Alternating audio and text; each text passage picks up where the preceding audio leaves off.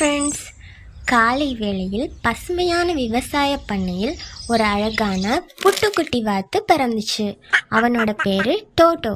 சாப்பாடு இருந்தா போதும் டோட்டோ நாள் முழுக்க சந்தோஷமா சாப்பிடுவான். பிறந்ததுலேருந்தே சாப்பாடு தான் அவன் வாழ்க்கை. சாப்பிட சாப்பிட சின்னவனா இருந்த டோட்டோ பெரிய வாத்தா ஆகிட்டான்.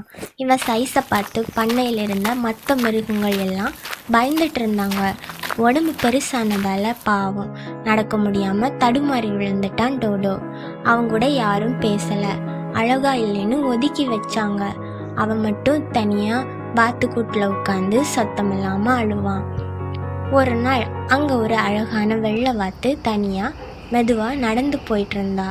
அவளை பார்த்த ஒரு நரி ஒளிஞ்சிக்கிட்டு அவளை சாப்பிடலாமான்னு காத்துக்கிட்டு இருந்துச்சு. இதோட பார்த்துட்டான். அவனால சும்மா இருக்க முடியல. உடனே ஓடி வந்தான்.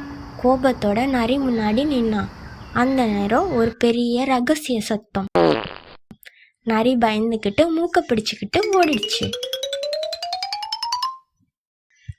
வெள்ளை வாத்து சொன்னா, நீ தான் என்ன காப்பாத்தின டோடோ. இவங்க இப்போ பெஸ்ட் ஃப்ரெண்ட்ஸ். அப்புறம் எல்லோரும் அவனை நேசிக்க ஆரம்பிச்சாங்க. நல்ல மனசு இருந்தா போதும், எல்லோரும் நம்மளை நேசிப்பாங்க. பிடிச்சா லைக் பண்ணுங்க, சப்ஸ்கிரைப் பண்ணுங்க.